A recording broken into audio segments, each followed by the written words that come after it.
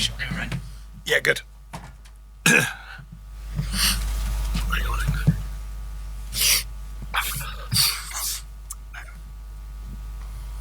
Afternoon, welcome to our pre-match press conference to preview our game against Wolverhampton Wanderers. We'll start off with Vinny from Sky. Sean, first of all, Broja and Chermiti, any chance for tomorrow? If not, any chance for the weekend? Broja certainly to be in and around it. Chermiti's not ready yet. He's training ever so well and training hard, but he needs an extended games programme due to the nature of his injury. But Broja should be around it. Obviously, you brought Beto in for Dominic Calvert-Lewin at the weekend. We saw Dominic in the Merseyside derby last season, just what a threat he can be in the game that he gave Van Dijk and Konate. Maybe we haven't quite seen that since. Is he playing within himself?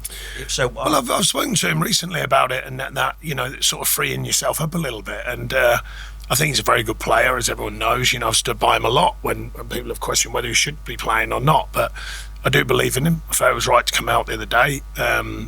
We'll reconsider it, of course, going into the next game. But I thought he came on, he looked active. But yeah, I don't think it's. I think he's got more to offer. I don't think he's playing within himself, not a deliberate thing. But I reminded him of the good player he is and what he can be and the threat he can be. And I agree. Against Liverpool last season, I thought he was excellent. I thought it reminded everyone of the player he is. And it's shown itself at various times, and finding that consistency of what he does is important. But he knows that. Is that where the injuries that he's had and suffered from, is that where it's maybe taken its toll? Maybe we spoke at some length about that, and he says he feels good. I mean, he's getting a lot more minutes under his belt, that, and training minutes as well. He's not missed a lot of football. As in training ground football. Yeah. So yeah, I mean, I think he's coming back to getting back to where he wants to be, and certainly we want him to be, because we believe he's a very good striker.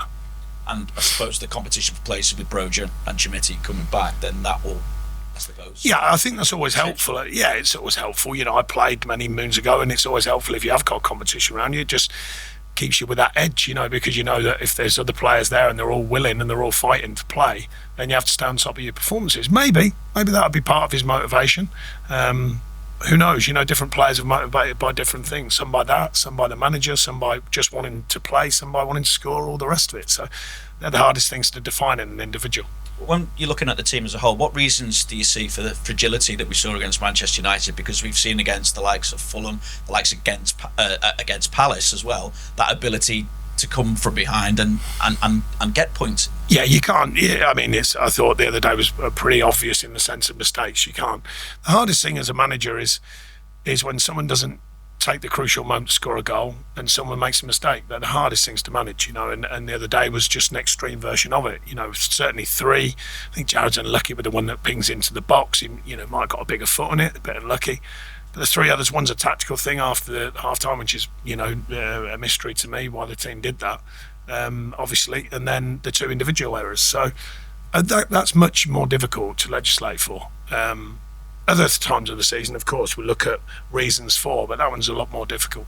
Do you see it then as a tough moment at the minute, and as such, we see that the owner, Farhad Moshiri, at the minute has given his support to you? Has there been a conversation with him? Has he offered any kind of support? No, the fact is, it's never been an easy ride since I walked in the building. Everyone knows that. I've spoken openly about it, and I remind everyone that fans said they wanted truth. I've been nothing but truthful. I've never questioned the fans, still won't. Never questioned anything about the club. I've tried to keep everything in-house and keep it all about what I can tell you.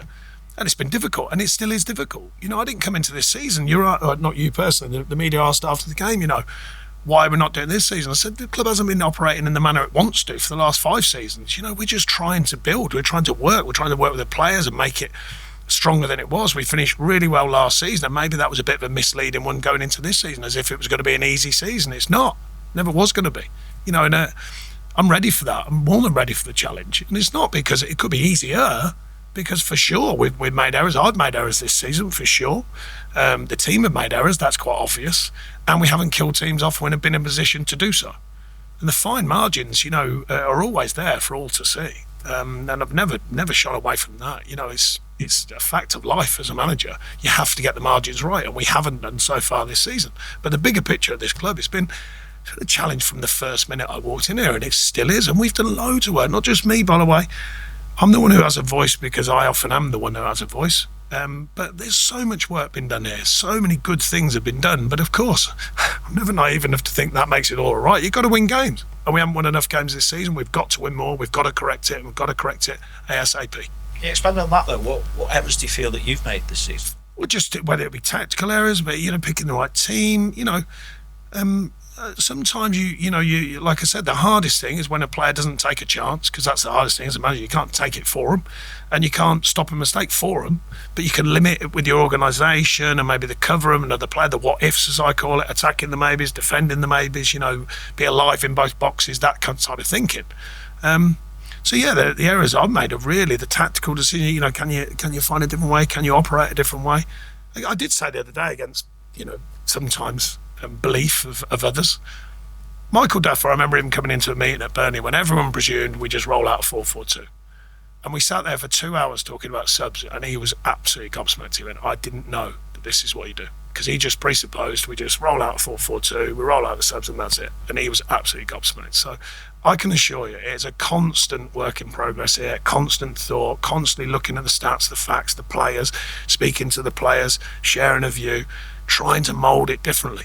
Trying to score more goals, for example. It's the hardest thing in the game. If it was easy, everyone would do it, and they'd all have amazing strikers. We haven't.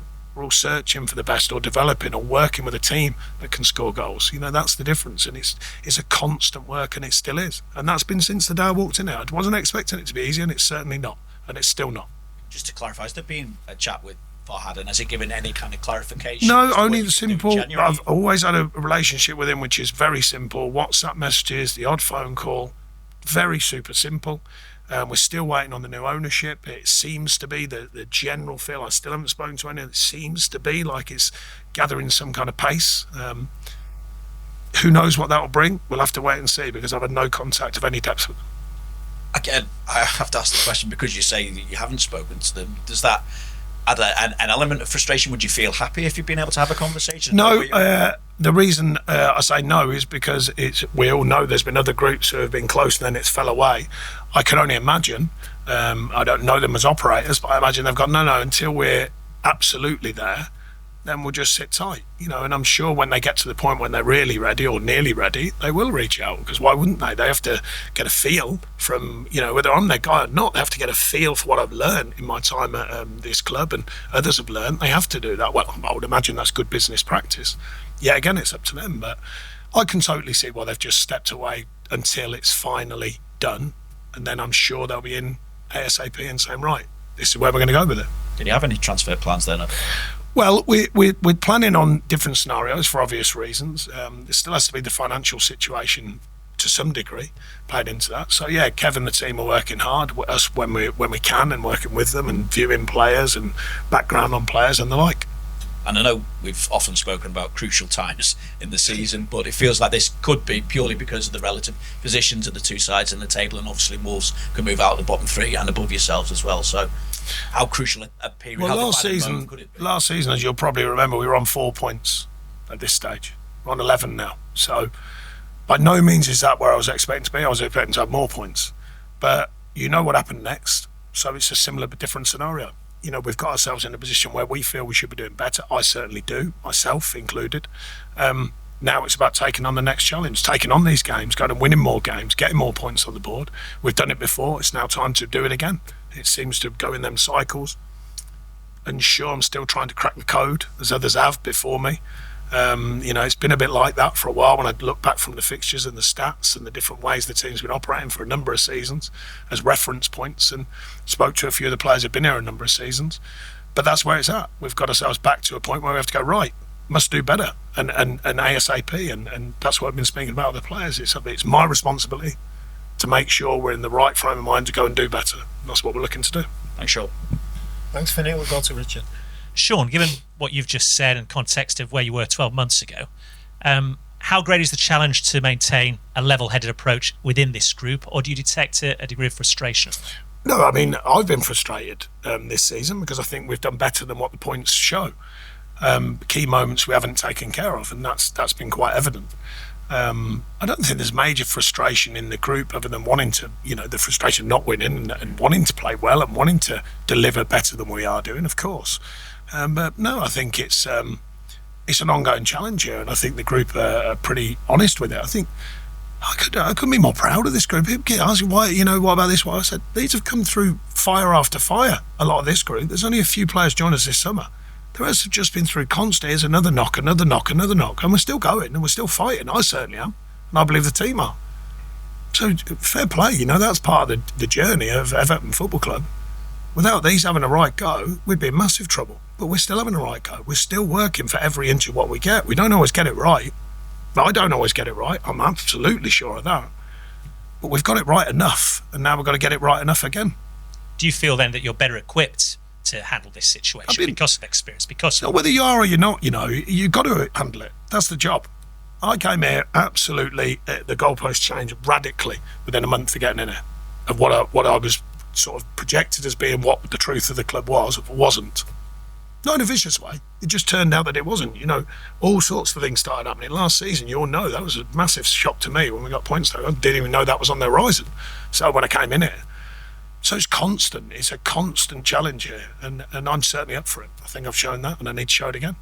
What do we expect from Wolves then tomorrow night? Because they might be in the bottom three, but you talk about being battle hardened. They seem to scrap in every game, and from what we've seen at the weekend, there isn't a dull game involved in Wolves this season. Well, yeah, but people weren't saying that at the very beginning of the season about them. They've corrected it somewhat more recently until obviously not so good on Saturday. But they've got good players. Most players in most teams in the Premier League do have. They've had a tough start, as have we, for different reasons, different challenges, different reasons. Another big game, another important game, a very important game. Everyone keeps telling me every game is very important, and it is. No, it is. I'm not laughing about it. I'm genuinely serious. That's another thing I've learned about Everton Football Club. Every game is a must-win. That's the challenge. How do you set up your team without giving any secrets away? Because you look at how Wolves have played this season. There's only really Arsenal that have stopped them from scoring this year. So whilst they might not be getting the results, they certainly know how to put the ball in the net. Well, our defensive record until Sunday was very strong. We know that. I'd like to think we wouldn't make that many individual errors. You never know, but I'd like to think not. And that we've corrected the defensive unit from the beginning of the season. Now it's about finding that balance I speak about endlessly. Correct that. Well, get back to that solid feel, but also having more awareness in the attacking third to go and open teams up and score more goals. If you can get a positive result here tomorrow night, how does that set you up for what is always an important, busy, festive period, especially when you look at what's down the road? It just sets you up for the next one. I've never got carried away with that here. There's no respite. The next one, a win just pushes back the noise and makes it feel better. Then we have to keep winning to really push it back. And we've only had a couple of spells where we've done that. It's important to get back to that. Pushing the noise, changing the narrative, making it more positive general feel. Working very hard to do that, and it's been hard to keep it once we've got it. That's been the challenge. But the first step's the most important, and the next step for us is to win the next game. Thank you. Thanks, Richard. We'll go to Julia. Just there, you've said, it's been fire after fire for the players. It's been constant challenges for yourself and everyone. Do you feel you and the players are all still together on the same page right now? Yeah, absolutely. I don't think that's been questioned, certainly not in the camp. It always gets questioned outside of the camp when things ain't going well. Got questioned after the Chelsea game when we responded. That's quite obvious. Got questioned after the points tally.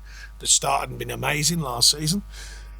We've always banded together. We've always pulled together. We've always found our way. And it's important we do that again. It feels like a limbo period at the moment because, as you say, it feels like a takeover may be imminent, but then we've been in this situation before here. For you yourself then, and you're saying there that the current owner communicates by WhatsApp and there is an interim board been in place for most of your tenure, how much sort of going on inside here? Is it skeleton staff? And does it feel sometimes like it's just you and the players taking all this on that's maybe not necessarily your issue? That's just how it's been. I must make it clear, Mr. Bashiri has been fine with me on WhatsApp. There's no drama to it. That's his chosen. But he's not at games, is what I'm saying. He's not a present owner. I owner. think we know the reason for that. From when I first came here, but the fans didn't want him at games, amongst a number of others. He's actually been supportive of me and my time here. I think he's realistic of the challenge. So no problem with that. And the WhatsApp thing is irrelevant. It's just his manner of keeping in touch. It's no problem to me either. The new owners might, if they come in and take the club, they might decide to do that. A lot of people do nowadays. The challenge of the club hasn't changed at this moment. We don't know what's going to come forward because if the new owners come in, I would imagine they'll have a plan, a strategy, a feel. They probably will make their changes from the hierarchy and where they see it going, I would imagine, equally. We'll have to wait and see. Don't know until I speak to them. At the weekend, you brought Nathan Paterson on. I know you've been asked a lot about him and his progress. I've been asked a lot about every player, especially the ones who are not in the team. And then when they get in the team, they go, why are they playing them? And then I go, right. And then the ones out the team have to come in the team. And it's an ongoing process. Okay, then has he done enough to potentially start? He's done enough always to just be in mind. Every player here is more or less in mind. We've got some ones who you would argue are probably going to play, but we've got plenty on the periphery and challenge when they're all fit to make sure that challenge is healthy. And people are getting fit again now. A lot was made about the fans leaving early at Old Trafford at the weekend. I just wondered, with the next sort of 2 games as well, you know, Merseyside derby coming up, Wolves tomorrow at Goodison, how much do you need the fans behind the team? And do you feel you've still got the fans? The fans have always been a big part of this football club. They will be forevermore, I hope. With me, beyond me, I really hope that, because it's that kind of club where the fans are important. I've never questioned them, despite what some people have written, as you know, but I've never questioned the fans here, nor will I be doing. Of course it's helpful if they're behind us. If they're not, try and stay behind us as long as you can. Try and help myself and the players.